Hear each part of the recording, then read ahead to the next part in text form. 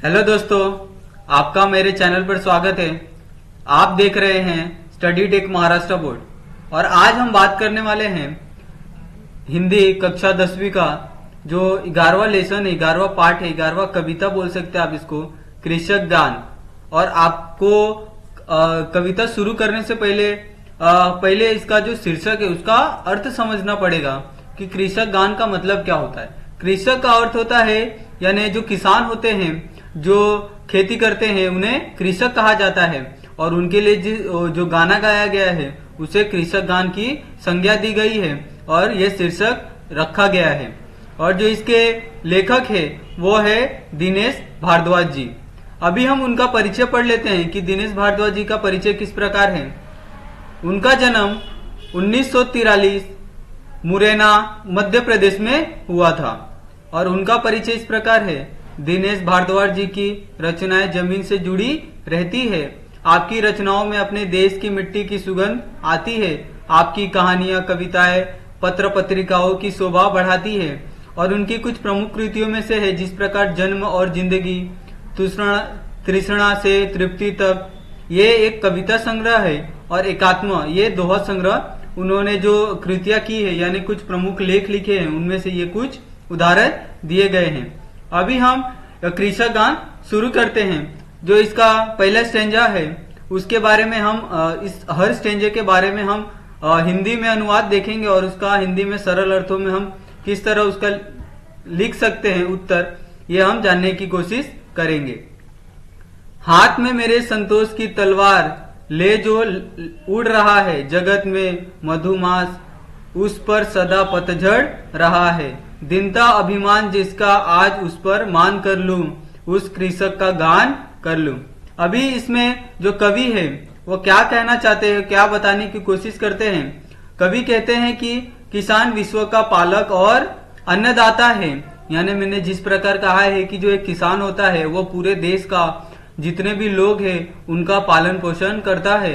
अगर वो अनाज नहीं उगाएगा तो देश में किसी को भी खाने के लिए कोई भी चीज नहीं मिलेगी। इसीलिए जो हमारा अन्नदाता होता है वह सबसे बड़ा मेहनत और मजदूरी करता है। इसी के बारे में जो लेखक है वह कहते हैं कि जो हमारा किसान है विश्व का पालक एवं अन्नदाता है, लेकिन आज वह स्वयं मूलभूत सुविधाओं से वंचित होकर हाथों में संतोष की तलवार लिए हुए अपने जीवन में तेज गति से आगे बढ़ता चला जा रहा है।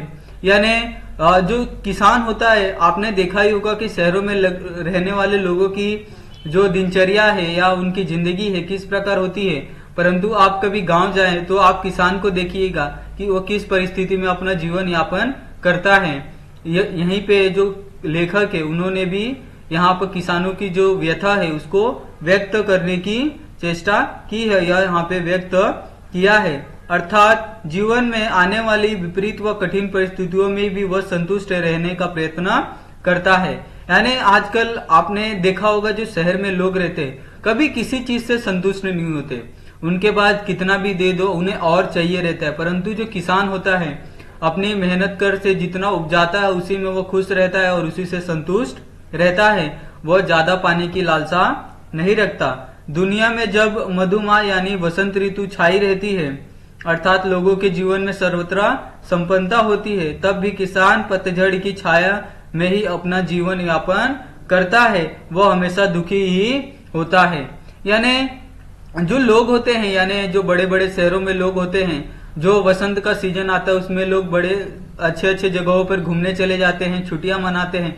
परंतु ये जो किसान होता है इस मौसम में भी बहुत सारी परेशानियों का सामना करता है, क्योंकि इस मौसम में गांवों साइड में पतझड़ का मौसम हो जाता है, वो चारों तरफ पत्तियां गिरने लगती है और उसे और भी ज्यादा परेशानियों का सामना करना पड़ता है। यही जो लेखक है इसमें बताने की कोशिश करते हैं। परंतु उसकी दीनता और अभिमान के समान है, इसीलिए ऐसी स्वाभिमान किसान का कवि सम्मान करना चाहता है और उसे उसकी जो खोई हुई प्रतिष्ठा है उसे स्थापित करते हुए एक गीत लिखा है और वह गीत वह गाना चाहता है। कृषकों के सम्मान के लिए, किसानों के सम्मान के लिए वह एक गीत गाना चाहता है।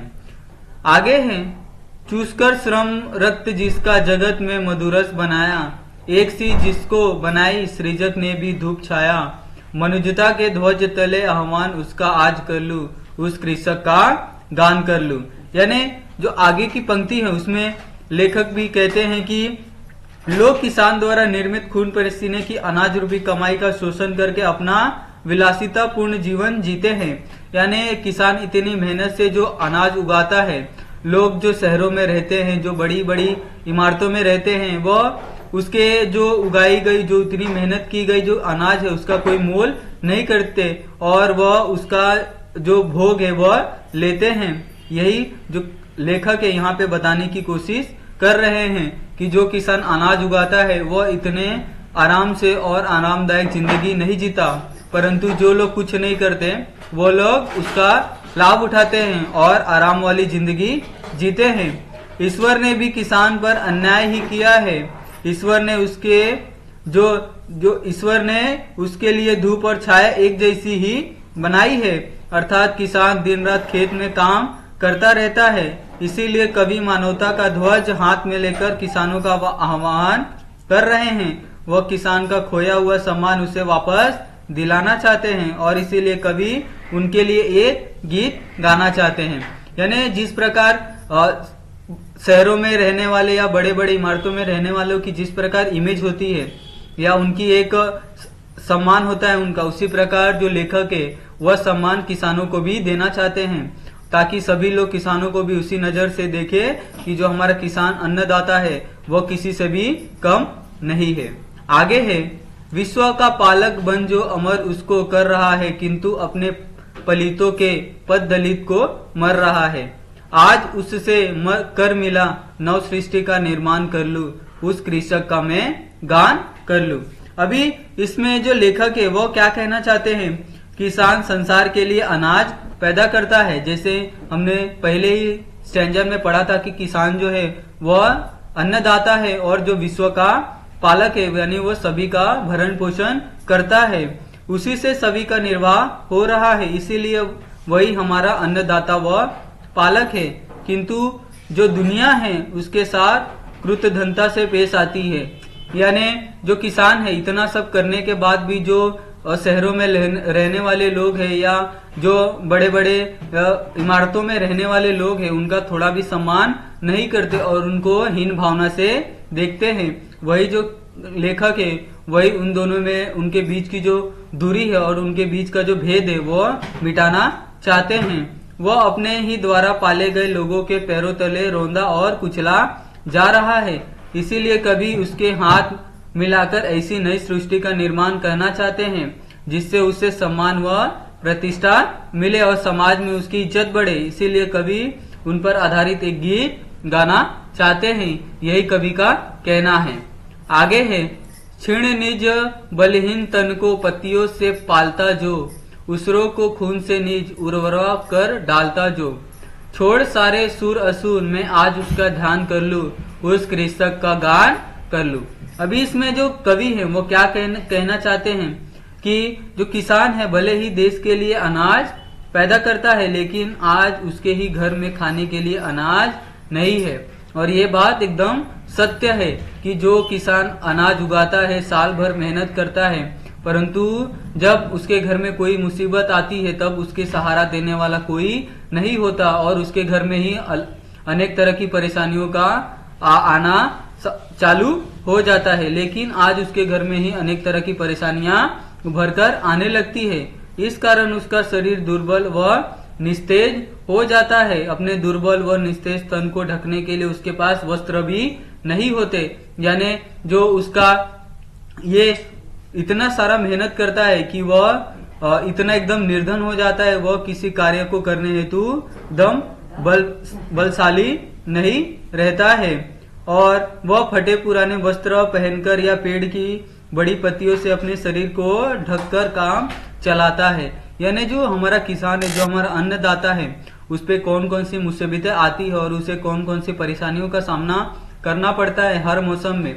यहाँ पर जो लेखक है वह अपने इस कविता के माध्यम से लोगों तक पहुंचाना चाहते हैं कि जो किसान है वह अनाज तो उगाता है, सभी का पेट तो भरता है, परंतु उसके ऊपर जब कोई मुसीबत आती है तो लोग उसका ध्यान नहीं रखते और लोग उससे अपना किनारा कर लेते हैं। यही वो समाज को बताना चाहते हैं। किसान अपना खून पसीना बहाकर बंजर जमीन को भी उपजाऊ बना देता है। कवि को दुनिया में अच्छे बुरे लोगों की कोई सरोकार नहीं है, वह सिर्फ किसानों की बात और उनका ध्यान करना चाहते हैं, इसीलिए वह उनके लिए एक गाना चाहते हैं। इसीलिए वो जो लेखक है वो कहते हैं कि आप लोग किसानों के बारे में नहीं सोचते, इसीलिए मैं ही सिर्फ किसानों के बारे में सोचता हूँ और उन्हीं के लिए मैं करूंगा और उन्हीं के लिए मैं गीत गाऊंगा। आगे है, यंत्रवत जीवित बना है मांगते अधिकार सारे, रो रही पीड़ित मंजूता आज अपनी जीत हारे, जोरकड़ कण कण उसी के नीड़ का निर्माण कर लूं, उस कृषक का गान कर लूं। अभी यहाँ पे जो कवि है वो अपनी आखिरी पंक्तियों में क्या कहना चाहते हैं कि आज को जो युग है और आज का युग पूरी तरह से टेक्नोलॉजी बेस है और जो मजदूर करने मेहनत मजदूरी करने वाला जो किसान है और वह टेक्नोलॉजी का भी भरपूर फायदा नहीं उठा पा रहा है, क्योंकि बीच में जो आने वाले बिचौलिए हैं, दलाल हैं, उनका भरपूर शोषण कर रहे हैं। इस कारण जो किसान है उसका भरपूर लाभ नहीं उठा पा रहा है। इसीलिए जो कवि है वो कहते हैं कि जो आज का जीवन है विज्ञान एवं तकनीक का युग है, बिना यंत्रों के मानव जीवित नहीं रह सकता। आज के इस युग में सभी लोग अपने अपने अधिकारों की मांग कर रहे हैं, लेकिन जो हमारा दुर्भाग्य ये है कि आज भी हमारे देश में किसान का जो हाल है बहुत बुरा है। किसान की दुर्दशा के कारण ही आज हमारी मानवता पीड़ित है और इस कारण आज हम जीत कर भी हार गए हैं, अर्थात हमने बहुत प्रगति कर ली है, परंतु जो किसान हमारा भरण पोषण करता है, जो पूरे देश को पालता है और पूरे देश का अन्नदाता है, उसकी हालत अभी भी ठीक नहीं हुई है। हम कितने भी आगे बढ़ जाए, अगर जो हमारा बेस ही अगर कमजोर होगा, अगर हमारा बेस अगर नींव ही कमजोर होगी तो वो ज्यादा दिन कोई भी चलेगी नहीं।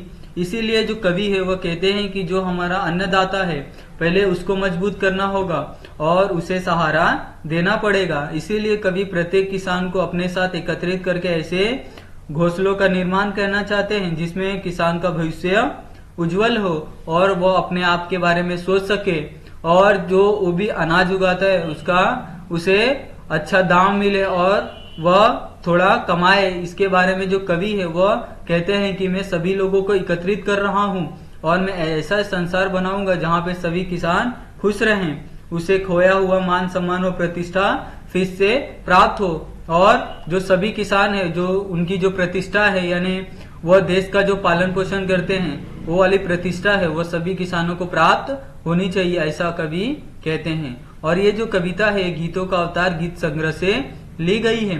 इसमें कुछ शब्द संसार दिए गए जैसे मधुमास यानी वसंत ऋतु, सृजक यानी रचना करने वाला, मनुजता यानी मनुष्यता, पालित यानी पाला हुआ, उसर यानी बंजर, उर्वरा यानी उपजाऊ भूमि, नीड़ यानी घोंसला।